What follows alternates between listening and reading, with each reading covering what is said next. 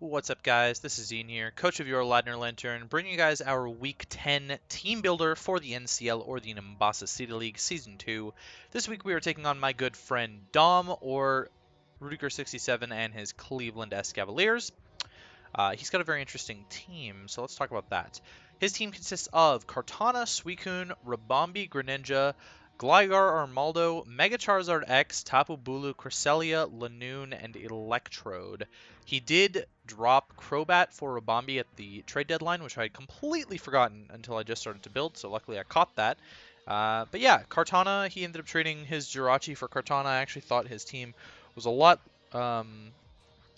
less scary with Jirachi, so I'm a lot more scared for this match. He is doubling up on the grass types, but he took away his doubling up on the psychic typings in return for that, and he improved his speed and his attack. Jirachi was a lot more of a utility mon for him. It gave him another pivot, so but he did still have a pivot in Rabombi. Like, he still got a good pivot team. Oh no, excuse me. But there you go. He's priority in Greninja with Water Shuriken, Armaldo with Aqua Jet, and Lanoon with Extreme Speed. Hazard setting in Greninja with Spikes and Toxic Spikes, Gligar with Stealth Rock, Armaldo with Stealth Rock, and Rabombi with Sticky Webs. Removal options in Kartana with Defog, Rabombi with Defog, Gligar with Defog, Armaldo with Rapid Spin, and Mega Charizard X with Defog. And he's got 4 times weaknesses in Kartana to Fire, Gligar to Ice, and Mega Charizard X to Rock before Mega Evolving. Keep in mind that you do not have to Mega first turn in this league, which is why I made a note of that. Otherwise, I wouldn't even bother, because Charizard's just going to do its thing, you know? In terms of what I'm expecting him to bring, Gligar, there's maybe a 1% chance he brings Gligar against my team. It looks so bad against my Hail, plus Melodic, plus whatever else. Like, it's just setup fodder for things like Kommo-o Mew. Like, it's just such a bad... It has the worst matchup I've ever seen. Armaldo, another thing that I really don't think comes. It kind of has a bad matchup, to be honest with you. Although it can hit things like Mew reasonably hard. It's kind of just set up fodder for things like Kommo-o again. Tapu Bulu, I'm kind of iffy on Tapu Bulu. It smacks my team offensively, but it's also really slow, and I have a lot of stuff that beats it offensively. If it does come, I'm predicting it to be either Yachi or Koba. He could bring like a Scarf set against me, maybe. If it's banded, then I don't have a switch and I have to sack something. That's really all there is to it, because I don't have good answers to it. And I think Lanoon probably doesn't come. It could come. I don't have the best extreme speed, like I don't have the best normal resists, but I just don't necessarily see Lanoon. Excuse me. I don't really see Lanoon necessarily as the answer to sweeping my team. I think either Tapu Bulu, Kartana, or Mega Charizard X are his better bets than Lanoon.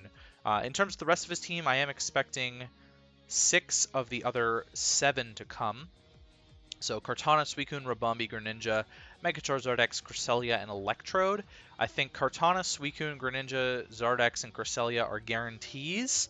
And then it's between like Rabombi, Tapu Bulu, and Electrode for the last slot. I think Rabombi makes a whole lot of sense against my team, and I think he would opt to go Rabombi for sure. Excuse me, if he had the choice, I think he would go Rabombi just to get a Sticky Webs against my team, and also to have a reliable way to hit the Kommo-o, because honestly, he's kind of lacking on a couple things. And just to sort of touch on Mega Charizard X really quickly here, it runs into 4 move slot syndrome really easily against my team. He basically needs to have a setup move, which means he can't have perfect coverage to beat my team, because he needs setup move, fire move, dragon move, thunder punch, and earthquake to be able to beat me. And that's 5 right off the bat there. He also probably would want Roost. He might want Will-O-Wisp. So there's like 7 or 8 maybe different moves that he would want to go with. Because he could also go with the... what is it? Oh, now I'm losing my mind. Shadow Claw. He could also go with the Shadow Claw for the Mew. There we go. But that's just my thoughts on Mega Charizard. I think if he can get himself in a position where he can just lock himself into Leaf Blade with Kartana, then he can probably just sweep me with it. So that's really scary. Greninja isn't that super duper scary, just because it can't really do much to Melodic, but it does get good coverage options, obviously, against any team, and against my team, that's no exception, to be completely honest with you. Like a Quiver Dance or Bombi set with just dual stab puts in a lot of work against me. I would imagine he might bring like HP Fire after that, and that would work out for him. Or maybe HP Ground, actually, because then he can hit Nihilego and Alolan Sandslash, which are the two things that resist his dual stab, really. And Stunfisk, it'll hit Stunfisk too. Always when I'm talking a lot, I always yawn. That's very consistent in my team builders, isn't it? Yeah, Electrode I could see running like a Signal Beam set would make a lot of sense to me if he had like Signal Beam, Volt Switch, Thunderbolt, and then maybe HP Ground. He doesn't really need HP Ice against me. He can kind of just Volt Switch on Kommo-o into something else that can actually deal with Kommo-o, because Electrode can't deal with Kommo-o. Cresselia is a big problem, but again, he runs into the sort of the 4-move slot syndrome there. I could see him bringing like a Screens Cresselia. I'm not entirely sure what he would want to do there. He does have a couple defog options. None of them are that reliable against me. And so he kind of loses a little bit to Veil, and we'll sort of see why that works out in my favor. So anyways, let's get into my team, because I've talked about his enough now, but we're starting off with a physically defensive Mew, very utility-based Mew this week, with Defog, Stealth Rock, Whirlwind, and Ice Beam. And hey, Ian, you're not running Shiny Mew this week. Yeah, that's entirely intentional. I actually, whenever I'm building, I start with the nickname and the shininess and the gender, just so that I can get that right out of the way, so I never make a mistake with that. And then I always double check to make sure I have a nature on it and 0 EVs remaining when I'm done. But yeah, this Mew is not shiny, and that is because it's got a Gen 1-2 tutor move, and so it can't be shiny. According to Showdown, at least, it can't be shiny. I guess it can't be shiny. I don't know. But Whirlwind, I guess, is the move that it can only get in Gen 1 and 2. And you can't have a shiny Mew unless it's in Gen 3. So it's not legal, I guess, which makes a lot of sense. So it does have to be non-shiny. Defog, because I need to get rid of his screens if he's bringing screens. And webs are a big thing. I need to get rid of webs for sure. Stealth Rock, because his team is kind of weak to Stealth Rock. Picking up Rabombi. Rocks are big against that to get Chip. Charizard is the main reason why you'd want to bring Stealth Rocks. Like, he doesn't have a super duper Stealth Rock team, but Charizard alone means that you basically have to bring Stealth Rocks. I've got Whirlwind on there to phase a lot of his setup sweepers. He could bring like Swords Dance Kartana, he could bring Calm Mind Suicune, he could bring Swords Dance Bulu, he could bring Quiver Dance Rabombi, he could bring Swords Dance Gligar if he really wanted, he could bring Work Up Greninja if he wanted, Belly Drum Lanoon, Dragon Dance, Swords Dance, Flame Charge, Mega Charizard X, Calm Mind, Cresselia. Like, he's got so many setup options that I'm actually bringing dual phasing this week. And Whirlwind is going to be a big one because it can go through sub. Specifically for the Suicune and the Cresselia, I really need Whirlwind to go through sub because I think they can both really easily run sub. I don't know if he can get away with running sub on the Mega Charizard X. He probably can on the Kartana. Actually, he definitely cannot get away with running sub on the Charizard X if he's going to set up, but he could just be sub 3 attacks. That'd be an interesting set. Again, I don't really think sub makes a lot of sense on the Charizard against my team. It could be okay on the Suicune and the Cresselia. Ice Beam is there just as sort of neutral coverage, something to hit the Kartana with, something to hit the, like Kartana and Charizard neutrally. Tapu Bulu is something to hit the Tapu Bulu, like... Ice is just okay coverage against many teams, and so that's why we're running Ice Beam. Ice Beam. I could have opted to run like Toxic on there or something, but it didn't really make a lot of sense. I also could have opted to run Thunderbolt, but then Gligar walled me, and who wants to be walled by Gligar, you know? Again, I don't think he's bringing Gligar, but I also can't really hit the Suicune for that much damage. I thought about running just Recovery here, but I really needed an attack on Mew to actually threaten some stuff, like kind of a little bit. Again, physically defensive, I'm running a little bit of speed just in case he wants to, you know, like... run no speed Lanoon like adamant no speed Lanoon belly drum with max HP or whatever, and then he wants to try and Shadow Claw me. I don't know. I don't know. I honestly have no clue why I'm running the speed. Like, the 4 EVs doesn't really matter, and so if he happens to be like 0 speed Mega Charizard X, then I'm gonna outspeed that, you know? I don't think 237 actually hits a tier that I had in mind necessarily either. Yeah, I don't know. Like, if he's trying to outrun min speed Mew with something, then it's not really going to matter. And honestly, the speed doesn't matter because I'm probably going to be clicking Whirlwind a lot. Phasing things over rocks is the main thing there. Yeah, next up is Melodic. We're bringing Physically Defensive Melodic. I'm not bringing Flame Orb because I need all the health I can get. I can't actually work with the residual very well. So maybe he brings Toxic on something. Maybe he doesn't. I don't know. Marvel Scale is just sort of there this week. Competitive doesn't look that great against him. He doesn't have a whole lot that's going to drop my stats, except maybe like Moonblast from Rabambi. That's like the big one that I can think of off the top of my head. Pardon me. Moonblast on the Cresselia as well, I guess would make some sense there. But he doesn't have a lot of stat lowering things, so competitive really doesn't make any sense. I could bring Cute Charm, which would be a like super gimmick. Might be worth it actually, and I'll sort of touch on why it might be worth it maybe at the end of the video here. But yeah, there you go. We're bringing Dragon Tail. Shoutouts to Nacho for suggesting Dragon Tail over Haze. Shoutouts to Jed for giving some input as well on the team this week. But I did have Haze on here because I was really scared of sub Coon and sub Cresselia, and then I realized I have Whirlwind on Mew already, so I don't need two phasing moves that go through sub. I just need one, and then the other one can actually phase things and get more damage on them, which I like. The only problem is that it can miss, so I'm not a huge fan of that. And it's also low priority where Haze isn't, but there you go. At least I'm phasing something instead of just resetting its stats. Scald, good against a lot of stuff. If I can burn things like the Bulu and the Kartana, then it really doesn't matter if they resist the hit. Toxic to wear down those walls. I really hope I don't burn something like the Suicune with a random Scald. That would suck. So what I'm probably going to do is like predict that early and go for the Toxic. And then if he's like a Rest Coon, I can sort of scout out that set and see what he's going to be. Because if he's Rest Calm Mind, then my phasing is just going to absolutely blow through him.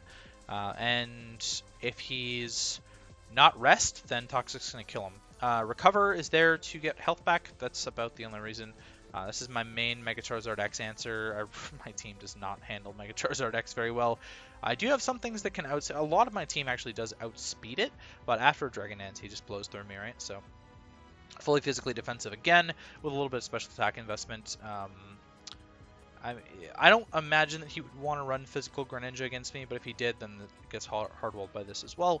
We are bringing Subseed Superior, bringing Contrary with Leaf Storm, Giga Drain, Leech Seed, and Sub. So we're Mono Grass. I mean, we get cucked by Bulu with this set. I'm going to be honest with you, and I'm actually considering changing Giga Drain out for HP Poison because of that. HP Poison will hit the Rabambi, which is his switch into this too. Yeah, this just gets it gets hammered by Bulu is the problem. Because Subseed looks so good against him, minus the Bulu and the Kartana. So HP Poison is not even hitting the Kartana anyways. So maybe I'll change Giga Drain for HP Ice. I might really regret this if I miss a Leaf Storm and he's Pressure Coon. No, I can't afford to do that. I really just need to play it a different way then. I need to be able to play it a different way. Maybe I just don't bring Leaf Storm. I could bring HP Ice over Leaf Storm actually. That might be an okay idea.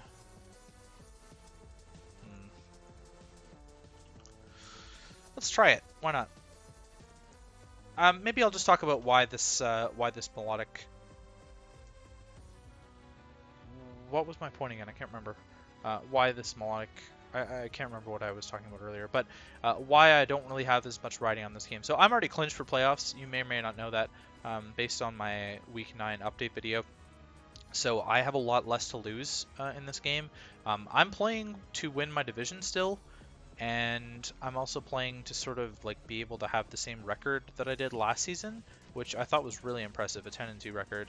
It'd be nice to replicate that again, but um, and I do think there's a chance that I can win the division still based on the matchups that Ben has to finish out his season. He only has a 1-game lead on me, and I have a really high differential considering I'm a game below him. So um, kind of aiming to work around that, I guess, is my sort of like the game plan in my mind, is that I still have a shot at the division title, and so I want to play for that. But at the same time, I am clinched for playoffs already, so I have a lot less to play for than Dom does, who's still fighting for a playoff spot. Um, so these are kind of some crazy ideas. I don't have the matchup. I definitely don't have the matchup, so it's not really up to me. But no, you know what? I'm going back to Leaf Storm. I don't really care. We won't do the HPIs. Anyways, we're running a lot of speed on this Superior, and I'm taking way longer than I wanted to with this team builder already, so I just kind of need to fly through the end of here. Superior is running enough speed for Kartana. Fast subseed variant. I mean, Kartana is so paper thin that Leaf Storm is just going to blow through it anyways. Really fast, lots of HP, and a little bit of SPDF. I mean, that's pretty much all you need to know about the Superior there. Bringing Sophie with Light Clay, we're bringing a little Ninetales with Light Clay. This is kind of our main win con, or a step to our main win con is running Aurora Veil here, getting a ton of turns with Aurora Veil with Blizzard, Freeze Dry, and Toxic. I didn't really need Moonblast against him because Blizzard and Freeze Dry hit everything that Moonblast would. And Blizzard's stronger than Moonblast, so I'm fine with that. Toxic is there to hit the Cresselia, which may or may not be his switch into this. Max speed to tie the Kartana, and max special attack. We will blow through the Kartana if he's not Choice Scarf. I think he probably will be, though. I'm not sure if it's going to be his initial switch in, and then he might scout for like an HP Fire from like a Scarf Ninetales. I'm not entirely sure what he would want to do there, but who knows. And then we've got 2 sweepers in the back here. The first up being Rebar, bring Kommo-o with Dragonium Z. Bring Overcoat because I don't need Bulletproof or Soundproof against him. The only reason I would bring Soundproof is for the Rabombi, which is just going to click Moonblast on me anyways. So Overcoat's a lot better to prevent me from taking my own hail damage, and then I can set up behind the veil. Dragon Dance, Dragon Claw, Drain Punch, and Poison Jab. Dragon Claw hits a lot of stuff neutrally. The only thing it's not hitting neutrally are the Kartana, the Tapu Bulu, and the Rabombi.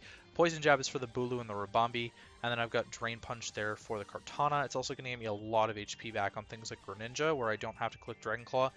Things like Lanoon, potentially, things like the Electrode, and things like the Armaldo. Drain Punch is also decent against. We're running max speed. There's not necessarily a good reason for this. I'm kind of just tying... He has 3 Pokemon that hit base 85 speed, Suicune, Gligar, and Cresselia, and I'm sort of trying to tie like a max speed Suicune, or like a max speed Vincoon could be interesting against me, and I'm speed tying that. So there you go. Max attack and a little bit of SPDF, just because I think I want to eat the Scalds a little bit better. Last but not least, we're bringing Nihilego, and this is a very interesting Nihilego set. We're bringing a Guava Berry. I didn't really want a boosting item necessarily outside of Expert Belt, and Expert Belt didn't apply to every single case. So I'm not going with Expert Belt. So this does require a lot of chip to happen for this Nihilego to sweep, which I think I can do with the phasing over rocks and the Subseed Serp, and the hail damage from Alolan Ninetales, and the skull damage from the Melodic and the burns and stuff like that. So, and the toxic damage and things like that. So I do think this Nihilego can be put in a position to sweep at the end of the game. We'll see if it can or not, though. A Guava Berry for some health, Beast Boost.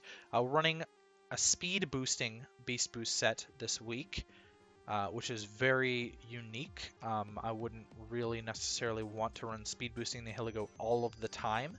I'm probably going to need 2 speed boosts to be able to get through Kartana, because he's probably going to be Scarf Kartana anyways. But I do need the speed boost to break past. I need at least 1 speed boost to be able to break past things like Rabombi and Greninja. Especially Greninja could be a big thing. That's why I think he might bring like a physical Greninja, is to be able to hit the Nihilego better, instead of Nihilego kind of eating a Surf or a Scald or a Hydro Pump or whatever, and then moving on with its life. Power Gem hits a lot of stuff on his team really well. It's going to hit the Charizard, it's going to hit the Rabombi, it's going to hit the Armaldo. It hits basically everything else neutrally except the Kartana. In fact, actually, that's the only thing that it's going to not hit neutrally is the Kartana. Excuse me. Sorry about that. I just had a really bad choking thing. Thunderbolt is there for the Suicune and the Greninja. Main reason for Thunderbolt is the Suicune, essentially. HP Ice is there for the Kartana. That's pretty much the reason, so that I can get some decent work on the Kartana. It's also going to hit the Gligar for super effective damage. And then I have Sludge Wave there for the Bulu, and Sludge Wave is a pretty easy click against most of his team as well. Again, his resist is Gligar, and his immunity is Kartana. Everything else takes Sludge Wave. Neutrally, Armaldo won't either, but I have Power Gem for the Armaldo. So Sludge Wave is going to hit a lot of stuff neutrally better than Power Gem, but Power Gem is going to hit some things super effectively, which is why I didn't want Expert Belt on here, because I can't hit everything super effectively, so there's no point in running Expert Belt, and I didn't want to get worn down by Life Orb Recoil, just in case I can live like a Water Shuriken from Greninja or something like that. So it'll be an interesting team, interesting matchup. This is week 10, there's only 3 weeks to go. Again, like I said, Dom is playing for a lot more than I am, but I would still like to win just because he's got the record on me in our head-to-head matchups now after his lucky win in the AABL, and I'm going to keep calling it that because I'm kind of still salty about it, but he did win on a 50%, like it was a 50% chance to win, and he got the coin flip there. Our first match in the UPBA, he smacked me with a Banded Azelf. Our second match, I absolutely bodied him with Mega Houndoom. And then our AABL match came down to 50-50. So historically, it's been a very close matchup. We do have to play in Wailord in the last week of Wailord as well. So that'll be the 5th match to potentially break another tie if I can pick up a win here, or to sort of just determine that he's the better player out of the two of us, or at least has had the better matchups throughout. I'm rambling again. Anyways, that's going to be it for me, and I'll catch you guys for the match.